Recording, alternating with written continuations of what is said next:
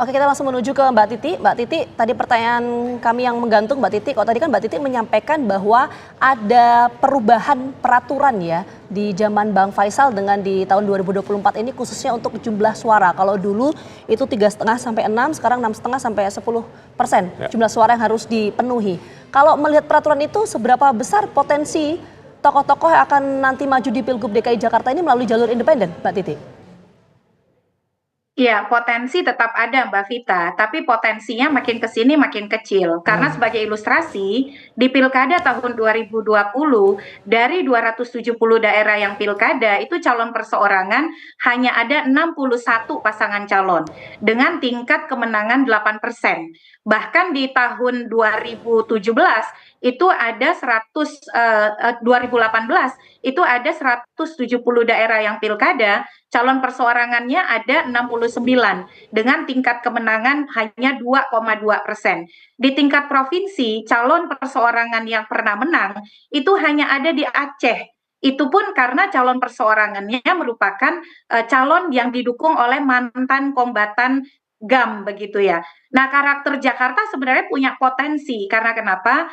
Tingkat indeks demokrasi di Jakarta itu salah satu yang paling tinggi di Indonesia. Dan kalau kita lihat tipologi pemilu ke pilkada, dia selalu ada kejutan begitu ya, bahwa koalisi gemuk, koalisi besar itu tidak pernah menang di pilkada DKI berhadapan dengan calon-calon yang menjadi calon alternatif. Hanya saja begini, calon perseorangan di DKI itu sudah dihambat oleh tadi persyaratan yang berat dan verifikasi faktual yang model sensus atau one on one, door to door ya, setiap pendukung itu diverifikasi faktual. Jadi biaya administrasi untuk dukungan saja sudah besar, lalu dia akan berhadapan dengan koalisi partai-partai yang juga mungkin akan bertarung habis-habisan karena pilkada DKI itu adalah titik tarung atau salah satu benchmark atau titik kunci di dalam praktik demokrasi elektoral kita. Biasanya yang berperan itu kan adalah DKI Jakarta, Jawa Barat, Jawa Tengah, Jawa Timur. Nah, oleh karena itu ya tentu saja partai akan all out juga untuk kompetisi pilkada. Ya. Berbicara persyaratan yang berat, tadi kan kalau kita dengarkan dari pengalaman Bang Faisal, satu KTP ini hanya untuk satu paslon gitu. Kalau kita analogikan ada 3 sampai 4 lah, 4 paslon yang mendaftar nih di Silon untuk maju sebagai di Gubernur Jakarta, kita kalikan lah 4 kali 600.000, itu ada 2,4 juta suara gitu ya yang harus dikumpulkan dan gak boleh sama semua tuh. Nah, Anda melihat ini kan jadi lebih menyulitkan lagi, ini seperti apa? Apakah mungkin? Ya, itu memang konsekuensi dari rezim administrasi yang ada di dalam Undang-Undang Pilkada dan peraturan KPU kita. Persyaratan calon perseorangan di Indonesia itu relatif tinggi dibandingkan negara-negara lain. Standar di pemilu itu adalah antara 2,5 sampai 5%. Nah, di kita itu kan 6,5 sampai 10% dari jumlah DPT pemilu terakhir. Makanya fotokopi KTP elektronik itu kalau kita berkaca di Pilkada DKI 2012 ya, yang Ahok gagal maju lewat jalur perseorangan, itu kan juga dikontribusikan oleh memang sulit mengumpulkan dukungan. Jadi calon perseorangan itu dia juga harus bersaing dengan sesama peminat jalur perseorangan supaya tidak ada dukungan ganda. Kalau dukungannya terbukti ganda, dia harus menyetor dukungan pengganti yang itu jumlahnya harus lebih banyak. Jadi 2 kali lipat begitu. Nah, ini juga menjadi evaluasi ya. Dulu itu 6,5 sampai 10% sebelum ada uji materi ke Mahkamah Konstitusi itu dari jumlah penduduk loh, dan bisa lebih besar. Baru karena ada putusan MK persentasenya dihitung dari jumlah DPT pemilu terakhir.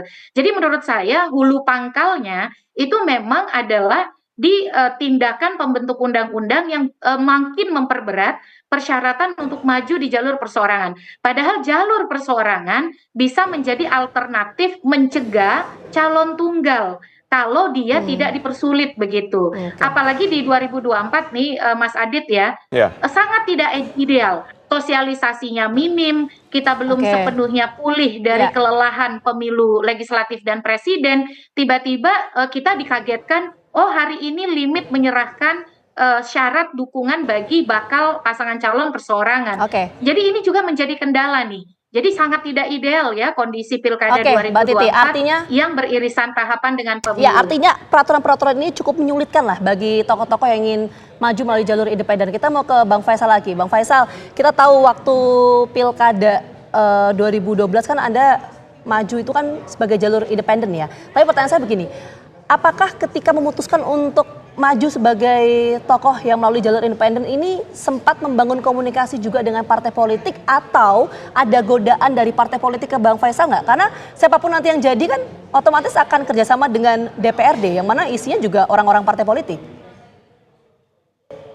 Tidak ada, karena sebelumnya tahun 2000 berapa ya, sebelumnya ini kami ikut, ada sejumlah orang ya, PDI Perjuangan membuka calon non partai, jadi bikin konvensi. Saya ingat dulu Pak Saryono Kusumatmaja, Pak Bibit Waluyo, Pak Agung Gumelar, Pak Foke, dan saya ikut.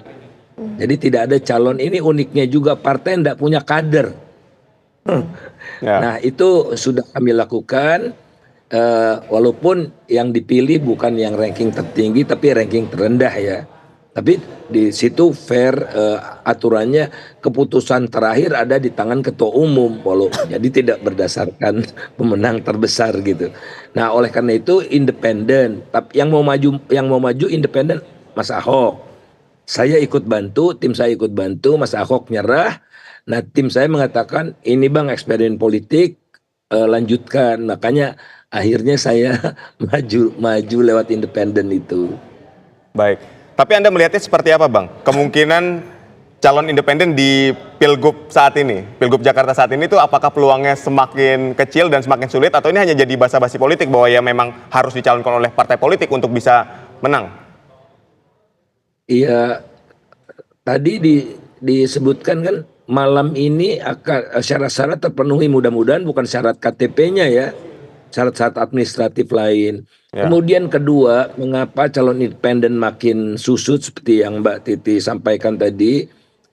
Ini contohnya saya dulu PNS, waktu mendaftar saya sudah harus berhenti dari BPNS dan sudah permintaan berhentinya sudah dikabulkan. Baik.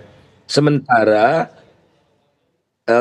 kolega saya Pak Alex Nurdin, dia gubernur Sumatera Selatan. Oke. Maju ke Jakarta, dia kalah, balik lagi jadi gubernur. Saya nggak bisa balik lagi PNS saya. Oke, ya. Jadi padahal calon paling potensial itu yang PNS dari perguruan tinggi itu yang ditakuti partai politik. Oke, itu yang ditakutkan oleh partai politik. Makanya nanti kita sama-sama melihat bagaimana komposisi Pilgub DKI Jakarta yang melalui jalur independen dan juga diusung oleh partai politik. Sekali lagi terima kasih banyak Bang Faisal dan juga Mbak Titi atas waktunya sudah bergabung bersama kami di Kabar Petang. Sehat selalu.